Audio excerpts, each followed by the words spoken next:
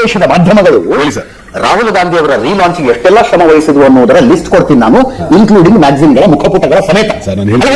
ನಿಮಿಷ ಇದೇ ಸೋನಿಯಾ ಗಾಂಧಿ ಅವರನ್ನು ಪ್ರಶ್ನಿಸುವ ಸಂದರ್ಭ ಬಂದಾಗ ಮಾಧ್ಯಮಗಳ ಪತ್ರಕರ್ತರು, ಸೆಲೆಬ್ರೇಟೆಡ್ ಪತ್ರಕರ್ತರ ಬಾಡಿ ಲ್ಯಾಂಗ್ವೇಜ್ ಹೆಂಗಿತ್ತು, ಪ್ರಶ್ನೆಗಳು ಹೆಂಗಿದ್ವು ಕೊಡ್ತೀನಿ, ನಾನು ಲಿಸ್ಟ್ ಕೊಡ್ತೀನಿ. ನಾನು ಅಲ್ಲಿ ಕೂತ್ಕೊತೀನಿ, ನೀವು ಇಲ್ಲಿ ಕೂತ್ಕೊಳ್ಳಿ. ನೀವು ಒಬ್ಬರೇ ಸಾಕಾಗಲ್ಲ, ಇನ್ನೂ 4 ಜನ ಕರ್ಕೊಂಡು ಬನ್ನಿ. ಯಾರು ಏನ್ ಮಾಡ್ತಾ ಇದ್ದಾವೆ ಅನ್ನೋದ್ರ ಬಗ್ಗೆ ಚರ್ಚೆ ಕೇಳಿ. ಮುಂಚೆ ಮಾಧ್ಯಮಗಳ ಪ್ರತಿನಿಧಿಗಳಾದಂಥವ್ರು ನಮಗೆ ಫೋನ್ ಮಾಡಿ ಕ್ಯಾಬಿನೆಟ್ ಯಾರನ್ನು ತಗೋಬೇಕು ಯಾರನ್ನು ತಗೋಬಾರ್ದು ಅಂತ ಹೇಳ್ತಾ ಇದ್ರು. ನಿಮಗೆ ಆ ಮಾಧ್ಯಮ ಚೆನ್ನಾಗಿ ಅನಿಸ್ತಾ ಇತ್ತು, ಆ ಮಾಧ್ಯಮದವರನ್ನ ಪ್ರಧಾನಮಂತ್ರಿಗಳ ಜೊತೆಗೆ ವಿದೇಶ ಪ್ರವಾಸಗಳನ್ನು ಮಾಡಿಸಿಕೊಂಡು ಶಾಪಿಂಗ್ ಮಾಡ್ಕೊಂಡು ಬಂದಿದ್ರೆ ಆ ಮಾಧ್ಯಮ ನಿಮಗೆ ಚೆನ್ನಾಗಿ ಅನಿಸ್ತಾ ಇತ್ತು. ಒಂದ್ ನಿಮಿಷ ಹೇಳ್ತೀನಿ ಕೇಳಿ. ನೀವು ಮಾಧ್ಯಮಗಳ ವಿಷಯ ಎತ್ತಿದ್ರೆ ಅನ್ನೋ ಕಾರಣಕ್ಕಾಗಿ ಹೇಳ್ತಾ ಇದ್ದೀನಿ. ಪಾಕಿಸ್ತಾನಕ್ಕೆ ಅಫಿಷಿಯಲ್ ಡೆಲಿಗೇಷನ್ ಹೋದ್ರೆ ಪಾಕಿಸ್ತಾನದ ಬ್ರಾಡ್ಕಾಸ್ಟಿಂಗ್ ಮಿನಿಸ್ಟರ್ ಮನೆ ಟೆರೆಸ್ ಮೇಲೆ ನಿಂತ್ಕೊಂಡು ವರದಿ ಮಾಡೋದಕ್ಕೆ ಭಾರತೀಯ ಮಾಧ್ಯಮಗಳಿಗೆ ಅವಕಾಶ ಕೊಡಲಾಗ್ತಾ ಇತ್ತು. ಏನ್ ಕನೆಕ್ಷನ್ ಅಂತ ದೇಶಕ್ಕೆ ಅರ್ಥ ಆಗ್ತಿರ್ಲಿಲ್ಲ. ಆ ಮಾಧ್ಯಮ ನಿಮಗೆ ಚೆನ್ನಾಗಿತ್ತು ಸ್ವಾಮಿ. ಎಮರ್ಜೆನ್ಸಿ ಟೈಮ್ ನಲ್ಲಿ ಕಾಂಗ್ರೆಸ್ ನಾಯಕರು ಆಶ್ಚರ್ಯದಿಂದ ಹೇಳಿದ್ರು ಮಾಧ್ಯಮಗಳಿಗೆ ನಾವು ಬಗ್ಗು ಅಂದ್ರೆ ತೆಗೆದು ತಂದು ಹೋಗ್ತಿದಾರಲ್ಲ ಅಂತ. ಆ ಮಾಧ್ಯಮ ನಿಮಗೆ ಚೆನ್ನಾಗಿತ್ತು. ಆದ್ರೆ ಇವತ್ತಿನ ಮಾಧ್ಯಮಗಳು ಹೆಂಗಾಗಿಲ್ಲ ಅಂತಂದ್ರೆ ಬಗ್ಗು ಅಂತ ಹೇಳ್ಬೇಕಾಗಿಲ್ಲ ಸರ್. ಯಾಕಂದ್ರೆ ಅವತ್ತು ಅಟ್ಲೀಸ್ಟ್ ಎಮರ್ಜೆನ್ಸಿ ಡಿಕ್ಲೇರ್ ಮಾಡುವಂತ ಅಧಿಕಾರಕ್ಕೆ ಆದ್ರೂ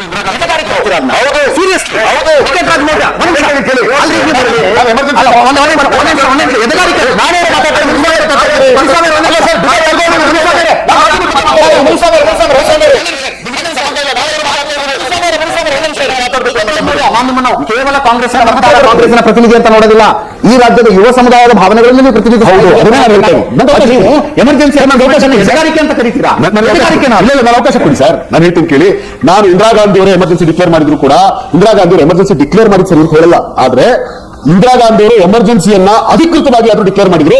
ಭಾರತ ದೇಶದಲ್ಲಿ ಇವತ್ತು ನರೇಂದ್ರ ಮೋದಿ ಅವರು ಡಿಕ್ಲೇರ್ ಮಾಡಲಾರದಂತಹ ಎಮರ್ಜೆನ್ಸಿಯನ್ನ ಅನ್ಡಿಕ್ಲೇರ್ಡ್ ಎಮರ್ಜೆನ್ಸಿ ನಡೆಸ್ತಾ ಇದ್ದಾರೆ. ನಾನು ಯಾವುದು ಕಾಂಗ್ರೆಸ್ ತಪ್ಪು ಹಿಂದೆ ಅಂದ್ರಲ್ಲ, ಯಾವ್ದು ಸರ್? ಯಾವ ಘಟನೆ ಆದ್ರೂ ತಗೊಳ್ಳಿ, ಯಾವುದೇ ಘಟನೆ ತಗೊಳ್ಳಿ, ನಾನು ಕರ್ನಾಟಕದಲ್ಲೇ ತಗೊಳ್ಳಿ ಸರ್. ನಾನು ಹೇಳ್ತೇನೆ ನವೆಂಬರ್ ಕ್ರಾಂತಿ.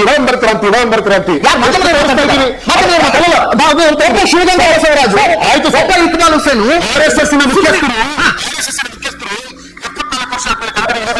ಚರ್ಚೆ ಮಾಡಿದ್ರು. ಹಾಗಾದ್ರೆ ಪ್ರಧಾನಮಂತ್ರಿ ಇಳಿಸಬೇಕು ಅಂತ ಯಾವತ್ತಾದ್ರೂ ನೀವು ಚರ್ಚೆ ಮಾಡಿದ್ದೀರಾ? ಪ್ರಧಾನಮಂತ್ರಿ ಸಣ್ಣದಾಗಿ ತೋರಿಸೋದು ಯಾರಗಟ್ಲೆ ದಿನಗಟ್ಲೆ ತಿಂಗಳಗಟ್ಲೆ ಈ ಚರ್ಚೆಗಳು ನಡೆಯಲ್ಲ. ಸಮಸ್ಯೆ ಏನ್ ಗೊತ್ತಾ? ನೀವು ಮುಖ ಯಾಕೆ ಚೆನ್ನಾಗಿ ಕಾಣಿಸ್ತಿಲ್ಲ ಅಂತ ಕನ್ನಡಿ ನೋಡಿಸ್ತಾ ಇದ್ದೀರಿ. ಮುಖಕ್ಕೆ ಏನಾದ್ರು ಅಂಟಿದ್ಯಾ ಅಂತ ನೋಡೋದು. ಮುಖಕ್ಕೆ ಏನಾದ್ರು ಅಂಟಿದ್ಯಾ ಅಂತ ನೋಡೋದು.